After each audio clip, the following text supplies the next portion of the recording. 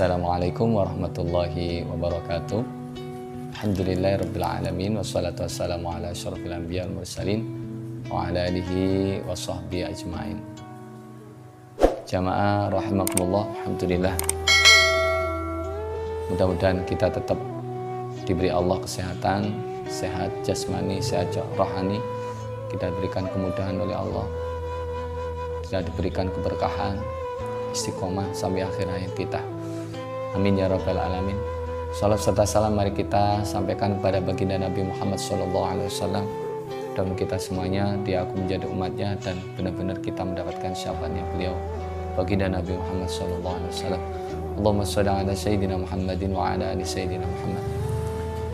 Jamaah rahimakumullah, dalam episode kali ini kita akan bahas tentang 10 golongan orang-orang yang tidak diterima sholatnya oleh Allah Subhanahu wa Ta'ala. Kitabnya kita ambilkan dari kitab Nashul Ibad yang dikarang oleh Syekh Ibnu Hajar Al-Asqalani, kemudian dijelaskan oleh Syekh Nawawi Al-Bantani. Sebelumnya mari kita sama-sama mendoakan beliau berdua, guru-guru kita, pengarang kitab.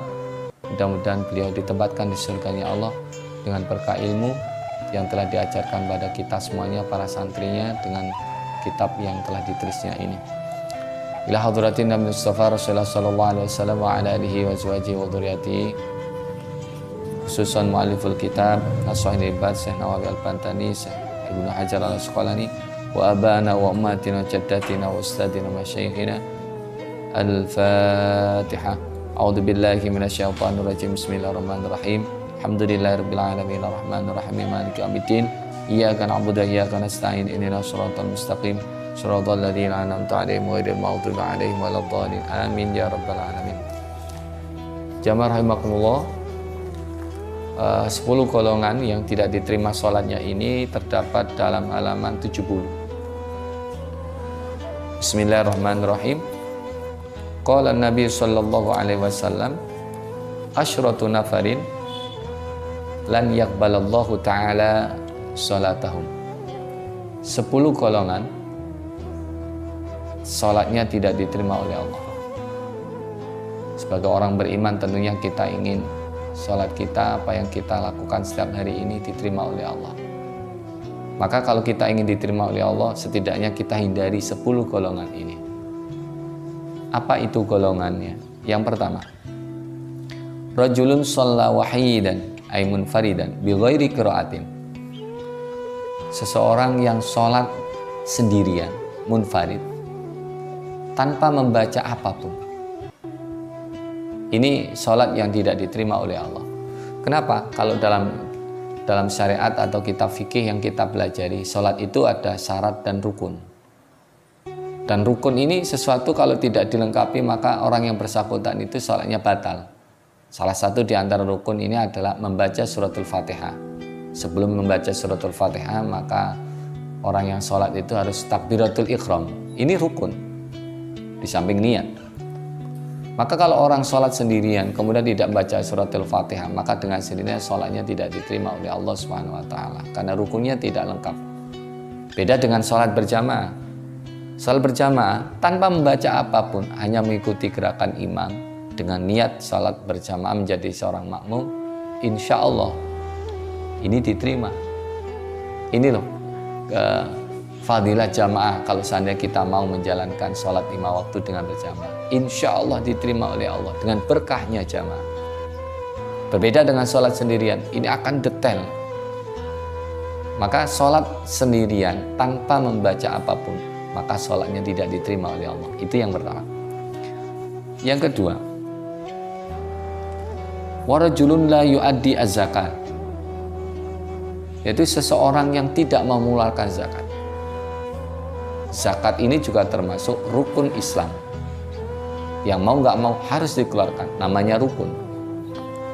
Orang yang sholat 5 waktu kemudian tidak mengeluarkan zakat, maka dengan sendirinya secara tanpa sadar dia itu mengingkari rukun Islam itu sendiri. Dan ingat, zakat ini bukan hanya zakat fitrah, tapi di situ ada zakat mal. Mungkin ini yang paling berat, zakat mal. Mencakup di situ adalah zakat harta kita, zakat penghasilan kita, dan zakat profesi kita yang harus kita keluarkan 2,5%. Kalau mungkin kita seorang petani harus kita keluarkan, kalau seandainya itu padi itu membutuhkan biaya, kita keluarkan 5%, kalau tidak membutuhkan biaya 10%, dan seterusnya. Ini berat. Maka paling aman kalau seandainya kita ingin sholat kita diterima oleh Allah, ya kita harus berzakat. Kalau mungkin kita memilih profesi apapun, misalnya kita mendapatkan sesuatu, gaji kita sisihkan 2,5%. Kita niatkan untuk sedekah, untuk zakat, membersihkan harta kita, agar sholat kita ikut diterima oleh Allah Subhanahu wa Ta'ala. Itu yang kedua. Kemudian yang ketiga, warajulun ya'umu qauman wa hum lahu karihun. Seseorang yang mengimami suatu kaum, sementara dia itu dibenci oleh makmum, dibenci oleh jamaahnya, maka sholatnya yang bersangkutan itu tidak diterima oleh Allah. Kenapa? Karena jamaahnya nggak suka. Maka hukum orang yang ngimami sementara jamaah tidak suka itu akan menjadi makruh. Maka intinya ketika kita jamaah sholat, yang jadi imam itu adalah yang pertama memang aqra'uhum, yang paling bagus bacaannya. Dan yang lebih penting lagi itu memang a'lamuhum bi kitabillah was sunnah. Mereka mengerti tentang Al-Quran, tentang hadis. Dan terlebih lagi juga mereka, imam ini disukai oleh jamaah, sehingga akan berhubungan dengan ketenangan, kekhusyuan jamaah sholat makmum itu sendiri. Maka imam, seseorang yang menjadi imam sementara dia dibenci oleh makmumnya, maka sholatnya dia tidak diterima oleh Allah. Na'udzubillah summa na'udzubillah. Kemudian yang ketiga, warajulun mamlukun abikun. Itu seseorang budak yang lari dari tuannya. Mungkin zaman sekarang tidak ada budak, insya Allah. Kalau zaman dulu, karena memang budak ini adalah kepemilikannya milik sang tuannya. Maka kalau ada budak lari dari tuannya, maka dengan sendirinya ini sholatnya tidak diterima. Tapi itu dulu tidak ada, insya Allah sekarang tidak ada budak. Kemudian yang kelima, warajulun syaribul khamr mudminun. Subhanallah. Khamr, minuman keras, ini memang sumber malapetaka. Kejahatan terlahir dari minuman keras ini. Karena orang kalau sudah kecanduan minuman keras, dia akan menghalalkan segala cara, karena dia tidak dibawa hati nuraninya. Kendalinya bukan pada hatinya sudah mati. Maka dia akan tega menyakiti orang lain, bahkan membunuh, dan dengan sadisnya karena terbawa dari alkohol atau minuman keras. Maka orang yang kecanduan minuman keras ini, selama dia masih belum tobat, kalau seandainya dia sholatnya tidak diterima oleh Allah Subhanahu wa Ta'ala. Bahkan dalam hadis-hadis yang lain atau dalam kitab-kitab yang lain, mudminu khamrin ini yang menghalangi rahmat Allah, yang menghalangi ampunan Allah Subhanahu. Ini adalah dosa besar yang harus dibarengi dengan taubatan nasuh. Mudah-mudahan kita dan keluarga kita diselamatkan dari yang satu ini. Amin ya rabbal alamin. Kemudian yang keenam, wamra'atun batat zaujuha sakhitun 'alaiha. Seseorang wanita, istri yang membuat suaminya marah atas ulahnya. Maka di situ sang istri ini, kalau dia sholatnya tidak diterima oleh Allah. Karena apa? Karena dia membuat marah, membuat suaminya tidak ridho atas dirinya. Ini mohon maaf, suami yang soleh insya Allah akan senantiasa membimbing istri untuk menuju kebenaran. Dan ingat, istri ketika sudah diijab dan kabul, sudah diserahkan oleh sang wali, diserahkan oleh orang tuanya, maka istri ini sudah menjadi tanggung jawab suami. Maka dengan sendirinya ketaatan istri itu harus kepada suami. Ridho suami adalah ridhonya Allah Subhanahu wa Ta'ala. Maka di saat istri, mohon maaf, membuat hati seorang suami marah, membuat hati seorang suami jadi sedih karena mungkin ulahnya, Maka istri yang seperti ini, selama orang suami tidak memaafkan, selama suami tidak meridhoinya, dengan catatan suami yang benar-benar suami yang soleh, suami yang benar-benar bertanggung jawab, suami yang baik, insya Allah istri ini kalau seandainya dia sholat dalam kondisi durhaka kepada suami, maka sholatnya tidak diterima oleh Allah. Na'udzubillah.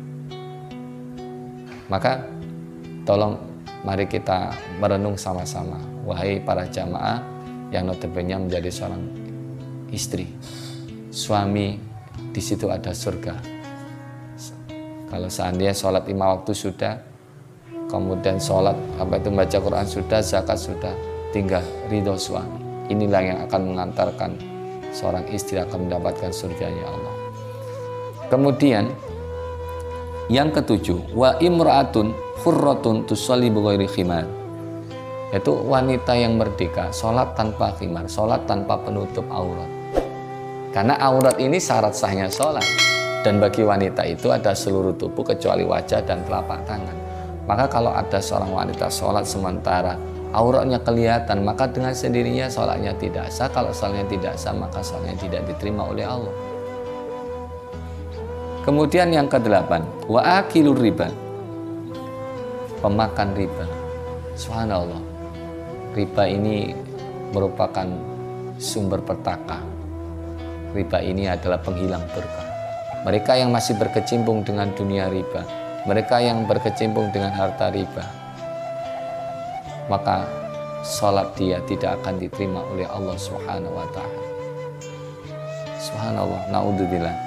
Kemudian yang ke-9, al-imam al-jair, seorang pemimpin yang zalim, seorang pemimpin yang tidak amanah, seorang pemimpin yang mendolimi rakyatnya, menyakiti rakyatnya, yang membebani rakyatnya, tidak membuat rakyatnya nyaman, tidak membuat masyarakat yang dipimpinnya masyarakat yang aman, tentram, adil, dan makmur.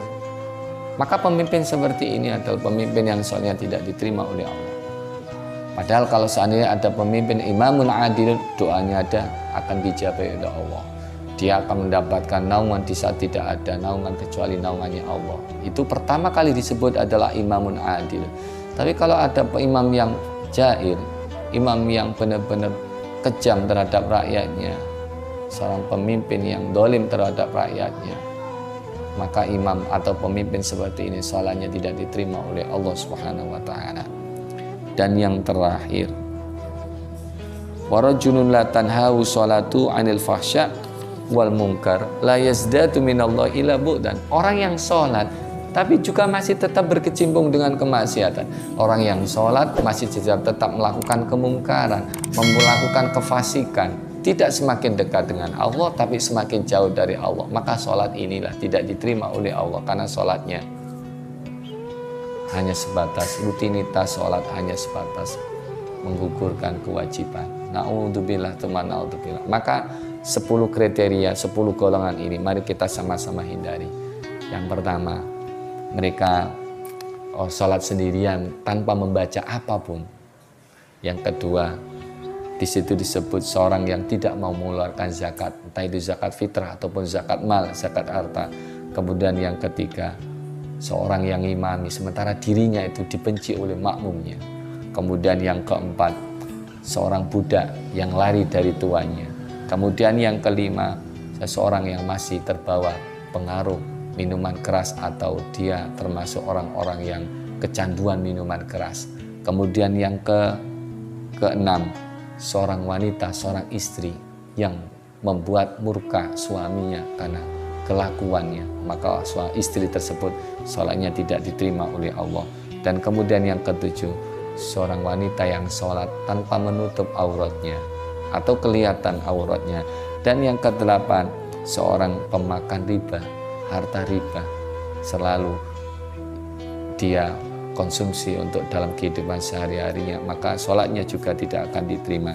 Dan yang ke-9, pemimpin yang zalim. Dan yang ke-10, orang yang sholat tapi masih tetap jauh dari Allah Subhanahu wa ta'ala. Mudah-mudahan kita bisa menghindari 10 ini sehingga sholat kita benar-benar diterima oleh Allah Subhanahu wa ta'ala. Amin ya rabbal alamin. Saya mohon maaf atas segala khilafan. Subhanakallahumma bihamdika asyhadu an la ilaha illa anta astaghfiruka wa atubu ilaik. Assalamualaikum warahmatullahi wabarakatuh.